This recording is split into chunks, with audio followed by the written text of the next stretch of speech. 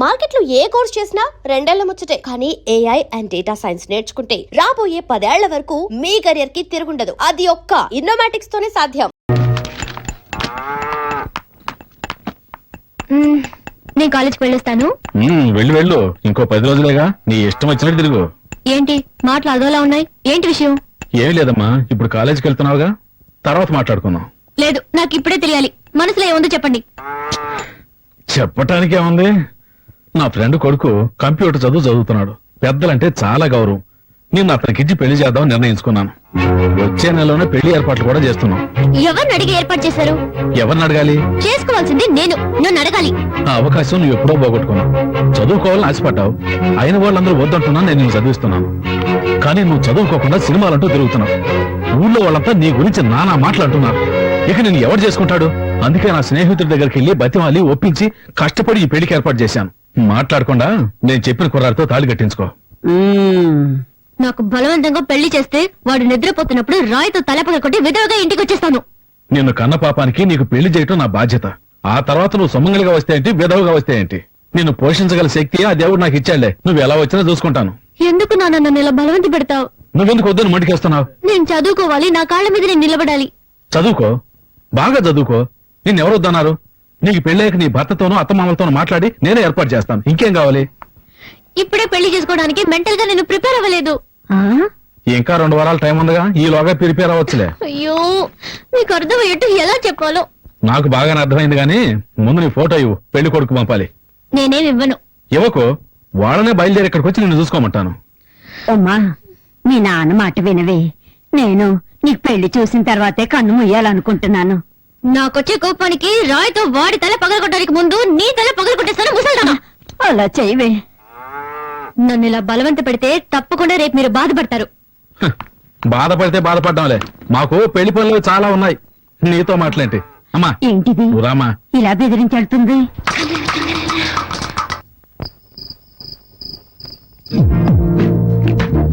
ఎన్నెన్నో ఊళ్ళతో వస్తుంది. ఈ పెళ్ళంటే నాకు ఇష్టం లేదని ఎలా చెప్పాను నీతో?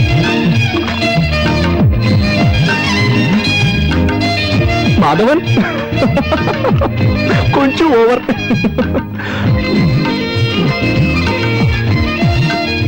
ఎప్పుడు ముంచుకొస్తుంది, ఇంకా రాదంటే పడుకుంటూ పోయా.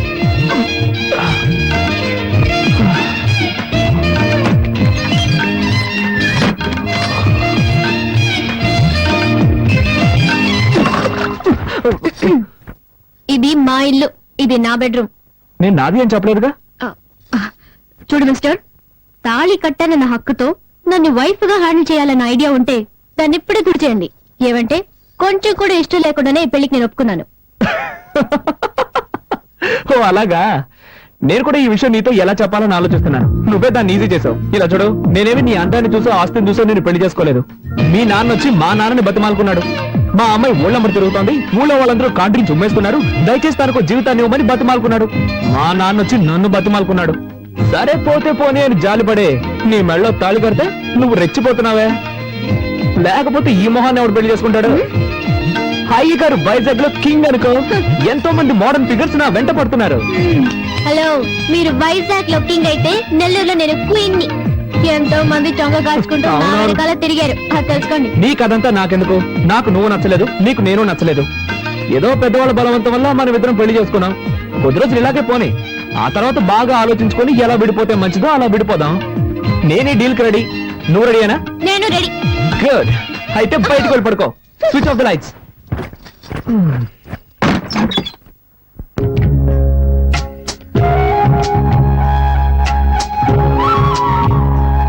అమ్మనండి.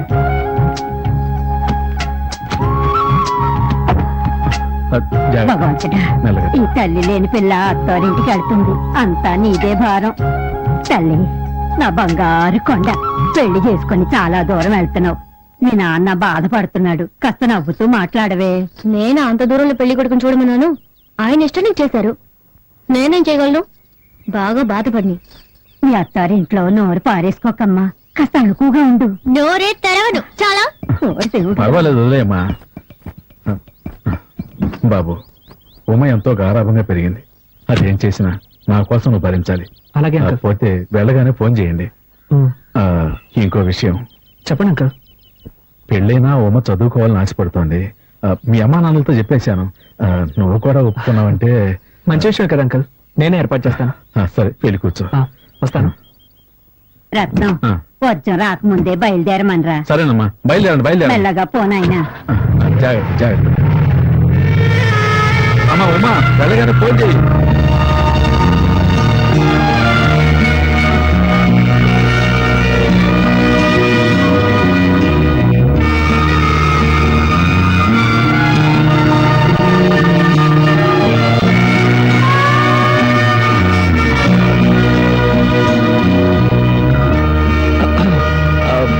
బండి వెనక తిప్పాను. అదే నువ్వు ఇప్పుడే రావాలని బలవంతం ఇవ్వలేదు. నేను తీసుకెళ్లి ఇంట్లో డ్రాప్ చేస్తాను. నీకెప్పుడు వైజాగ్ రావాలనిపిస్తే అప్పుడు వస్తే చాలు. ఇలా చూడు, కాస్త మొరటగా చెప్పాలంటే నువ్వు ఇప్పుడు ఏడవడం నాకు చాలా చిరాగ్గా ఉంది. బండి వెనక తిప్పమన్నా. వద్దు, నేనే ఏడుపు ఆపేస్తాను. నాకు నీ ఫీలింగ్ అర్థమైంది. See what I meant to say is thanks, I understand. Okay. మామా నాకు ఒక అనుమానరా, అది ఎప్పుడో వచ్చేదే కదా. ఏంటి అశోకుడు కొలంలో తవ్వించి చెట్లు ఎందుకు నాటాడు? సింపుల్ మ్యాటర్ రా. కొలంలో తవ్వించింది అందమైన అమ్మాయిలు అందులో స్నానాలు చేయడానికి, చెట్లు నాటింది మనలాంటి కుర్రాలు పైకి ఎక్కి దొంగతనంగా వాళ్ళని చూడడానికి. అయ్యో, ఏం బ్రెయిన్ రా, ఇంత తెలివేలా వచ్చింది. మా తాత దగ్గర నుంచి వచ్చింది. ఎలా హే రే, అడు చూడండి రా, కార్తీక్ గారు వస్తున్నాడు. ఏ నువ్వు వస్తున్నావు కదా ట్రీట్ ఇస్తావని. ట్రీటా? అవును. ఎందుకు? పెళ్లికి ముందు బ్యాచెస్ పట్టి ఇవ్వలేదు, పెళ్లి అయ్యాకల్లా ట్రీట్ ఇస్తావు అందుకే. ఏయ్, నాకు నిషాకి జరగబోయేది నిజమైన పెళ్లి. ఇది ఉత్తుత్తి పెళ్లి. రే, ఏంట్రా నువ్వు అనేది? ఇలా చూడు, నా వైఫ్ నలుపో ఎరుపో నేను అసలు సరిగ్గా గమనించనే లేదు.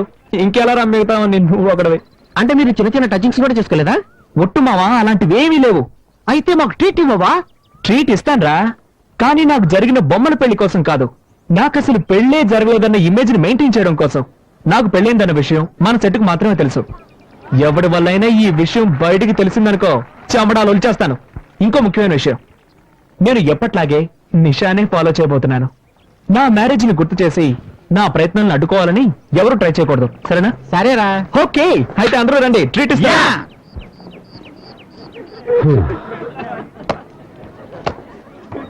Hello uncle. హాయ్ అంకుల్, ఎలా ఉన్నారు అంకుల్? బాగున్నాను. అవును, మీరు? ఏంటి అంకుల్ మమ్మల్ని మర్చిపోయారా? మేము కార్తిక్ ఫ్రెండ్స్. పాప బర్త్డేకి మీ ఇంటికి వచ్చాంగా, మర్చిపోయారా? ఓ, చాలా మంది వచ్చారు కదా, టక్కని గుర్తుకు రాలేదు. ఏమిటి అంకుల్, కార్తిక్ పెళ్లికి మమ్మల్ని ఎవరిని పిలవలేదు. ఈవిడెవరు? కార్తిక్ వైఫా? అవును, ఇక్కడే చేర్చాను. Hi, I'm Divya. I'm Uma Rani. సరే అంకుల్, ఈ కోమాని మేము చూసుకుంటాం, మీరు వెళ్ళండి. వస్తాను. ఏమ్మా, వెళ్ళరానా? ఏమన్నా కావాలంటే కార్తీక్ అడుగు. సరే, జాగ్రత్త అంకుల్. చూసుకోండమ్మా. ఓకే. జాగ్రత్త. బాయ్, వస్తాను. అంకుల్. బాయ్. తప్పండి. ఏంటి పోజ్ కొడుతున్నావు? Follow me. మళ్ళీ దొరికేవాలే. కార్తిక్, నీ వైఫ్ ని లేడీస్ అంతా కలిసి ర్యాగింగ్ చేస్తున్నారా? త్వరగా వెళ్ళి కాపాడు. ఎక్కడ్రా? స్పోర్ట్స్ రూమ్ లో. ఏంటి హనీమూన్ తినకుండా కాలేజ్కి వచ్చా? కార్తిక్ నిన్ను ఈజీగా వదిలేస్తున్నాడే. ఓకే, ఇప్పుడు నేనే కార్తిక్ ని. ఇదిగో ఇలా నీ దగ్గరికి వచ్చి, hi darling, hi sweetie, how cute you are. బుద్ధుందా మీకు? ఏ కార్తిక్, మేమంతా సీనియర్స్ అని తెలుసు కదా. అందుకే అడిగాను, బుద్ధుందా అని. మీరందరూ సీనియర్స్ కదా, ఒక జూనియర్ మర్యాద లేకుండా కూర్చొని ఉంటే మీరందరూ నుంచొని క్వశ్చన్స్ అడుగుతున్నారు. ఓయ్ లేవే, ఓయ్ లేవే. ఎంత స్టైల్ గా కూర్చొని ఉందో చూడు. ఇలా చూడు, నువ్వు ఈ కాలేజీలో ఫైనల్ ఇయర్ లో చేరుండొచ్చు. ఈ కాలేజీకి సంబంధించినంత వరకు నువ్వు ఈ రోజు వచ్చిందనివి. ఇక్కడ ఉన్న వాళ్ళందరికీ నువ్వు జూనియర్వి, అర్థమైందా? అవును, నీ పేరేంటి? ఓయ్, నిన్నే అడిగేది. నోట్లో ముచ్చాలున్నాయా ఏంటి? నోట్ తెరవా? పేరేంటే చెప్పు. ఉమారాణి. రాణి పేరు మొహం చూడు. ఎంతమంది బాయ్ ఫ్రెండ్స్ అడుగుతున్నానా? అరే మామా, దిస్ ఇస్ టూ మచ్ రా, మాకేం నచ్చలేదు. ర్యాగింగ్ అంటే ఇలాగే ఉంటుంది. ఇష్టమైన వాళ్ళు ఉండండి, లేని వాళ్ళు వెళ్ళిపోతూ ఉండండి. సరే నీ ఇష్టం. ఏ రండి, వెళ్దారండి. మీరు ఇప్పుడు ఎంత మంచి వాళ్ళు కదా. బయలుదేరండి. ఓయ్, ఏంటే అడిగిన దానికి సమాధానం చెప్పవా? ఏంటి లుక్కులు ఇస్తున్నావు? ఎంతమంది బాయ్ ఫ్రెండ్స్? నలుగురు. మామా, ఆగండి, నేను మీతో వస్తున్నా. చైలా చైలా చైలా చైలా నేను వెంట పట్ట పిల్ల పేరు రైలా హోయిలా హోయిలా హోయిలే హోయిలా నడక చూస్తే చిక్కుబుక్కు రైలా గులాబీ లాంటి లిప్పు చూసి పల్సు వెంటే పెరిగింది జిలేబీ లాంటి లిప్పు చూసి ఆ హార్ట్ బీట్ అదిరింది.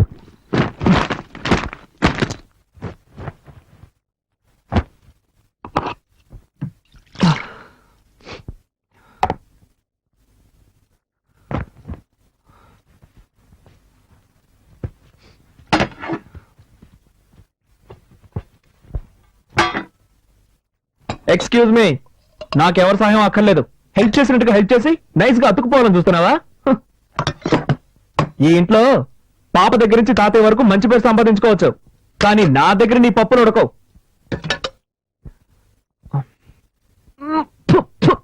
కర్మ కర్మ, దరిద్రం, భోజనం అయితే వంట కూడా సరిగ్గా చేయడం తెలీదు. నీ మొహానికి అయ్యా అయ్యా అని పాట ఒకటి. ఛే! ఏంటి అలా చూస్తావు? మనుషులు తింటారా ఇది? పల్లెటూరు బయతో విలేజ్. ఇదేంటిది? ఓ, ఇందులో తమరి కోసం సెపరేట్ గా చేసి పెట్టుకున్నారా? ఈరోజు నువ్వు పస్తుండు. కార్తీక్, ఎందుకు అలా అరుస్తావు? పాప నిద్రపోతుంది కదా. వదినా, ఏనాడైనా నువ్వు ఇంత చండాలమైన భోజనం తిన్నావా?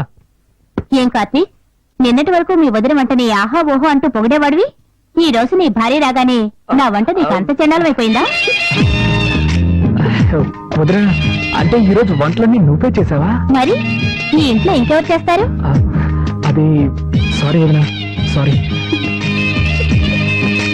ఈరోజు టైమే బాగలేదు.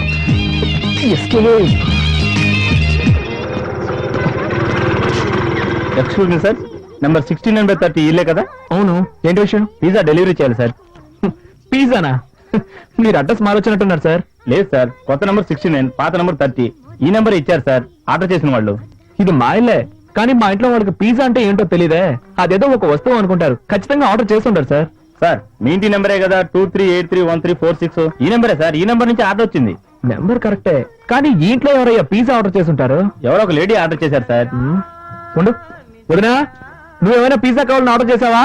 నేను చేయలేదు. విన్నావుగా? అవును, నీకెంత జీతం? మంత్లీ 25. అంతేస్తున్నారా? అవును. ఎక్స్క్యూజ్ మీ, మీరే కదా పిజ్జా ఆర్డర్ ఇచ్చింది? అవును, నేనే ఆర్డర్ చేశాను. బండి కొంచెం పట్టుకోండి. ఒక్క నిమిషం మేడం. పల్లెటూరు దాంట్లో పిజ్జానా? ఇదిగోండి madam bill. Balance. Thank you madam. Sorry. Welcome. Welcome. నేను ఇంకా థ్యాంక్స్ చెప్పలేదు. అది ఇంటి నెంబర్ ఎంతో తెలియదు, ఇంట్లో మెంబర్స్ ఎంత ముందో తెలియదు. ఈ ఇంట్లోనే ఉంటున్నావా? తీసేసిందే.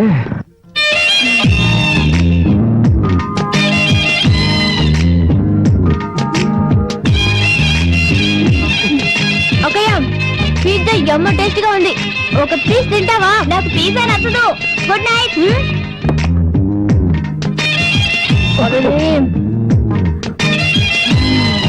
Chicken topping super. మిక్స్ చేసుకుంటున్నావే.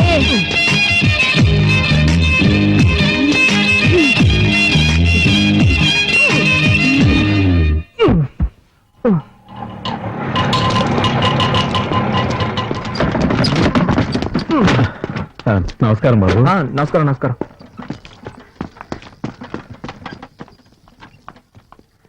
నాన్నా, ఉమా, కాలేజీకి బయలుదేరావా? అబ్బాయి వెయిట్ చేస్తున్నాను, వెళ్ళమ్మా.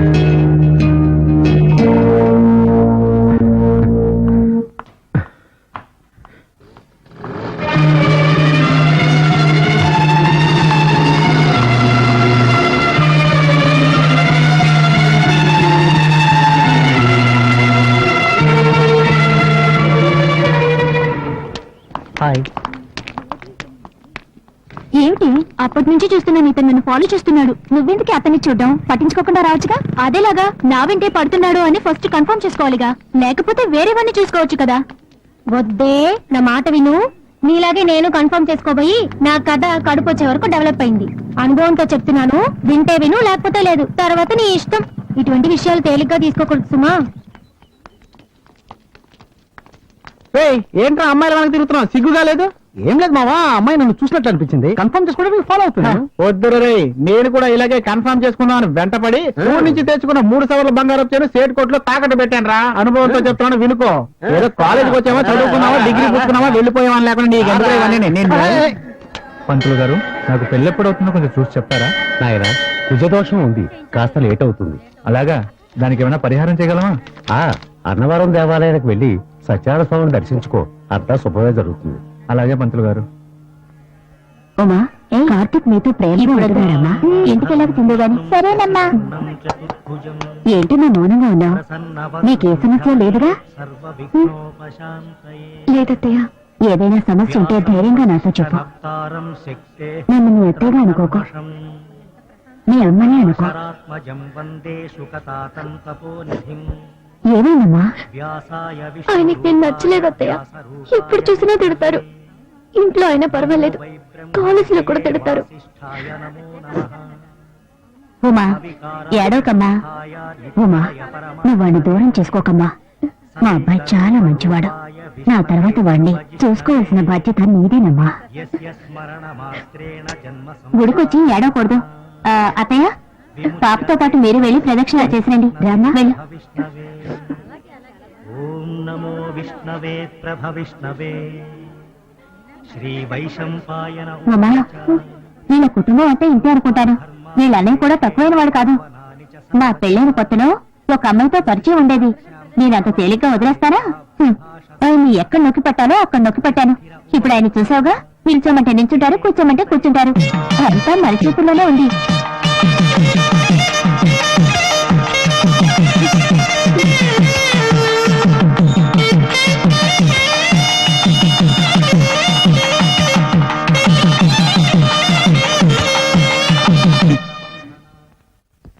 ముందుగా ఈ కాలేజ్ ప్రిన్సిపాల్ గారిని సెలవుతో సత్కరించి నా ఉపన్యాసాన్ని ప్రారంభిస్తాను.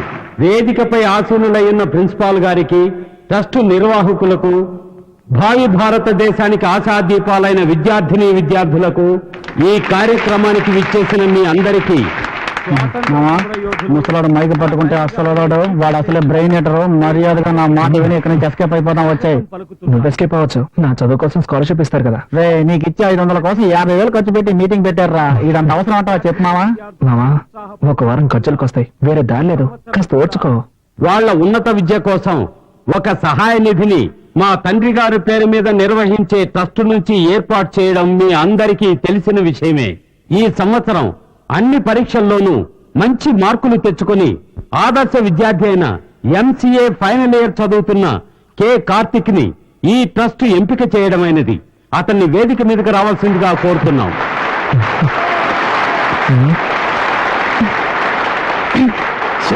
తొందరగా కూర్చోండి. చూడు, కొట్టి కాసే ఉంటాడు. చెప్తాను. చూడు. నమస్కారం సార్. నమస్కారం.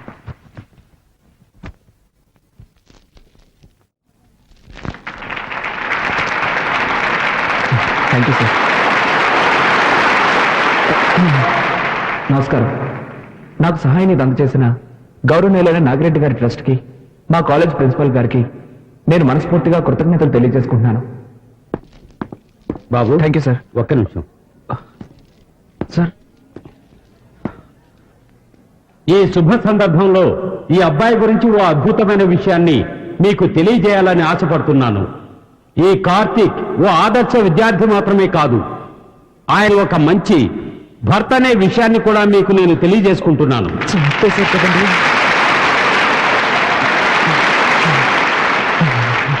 అవును, తను మాత్రమే చదువుకుంటే చాలదు, తన భార్య కూడా విద్యావతి కావాలన్న సదుద్దేశంతో తన చదువుకుంటున్న కాలేజీలోనే తన భార్యని చేర్పించాడు. మీ భార్య పేరేంటి? ఉమారాణి. గట్టిగా చెప్పు బాబు. ఉమారాణి. ఉమారాణి. ఆహా, అందమైన పేరు. దీనికేం తక్కువ లేదు.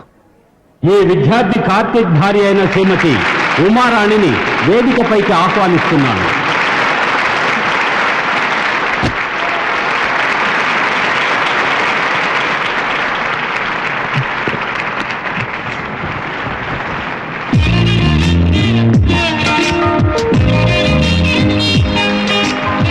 సంసార జీవితం అనేది ప్రేమ అభిమానం కలగలిసిన ఒక తీయని జీవితం. దంపతులందరికీ ఆదర్శంగా నిలిచిన ఈ యువ జంటను చూసి మిగిలిన దంపతులందరూ వీరిలాగే ఒకరినొకరు అర్థం చేసుకుని పాలు నీళ్లలా కలిసిపోయి సంతోషంగా జీవించాలని ఆశిస్తూ సెలవు తీసుకుంటున్నాను.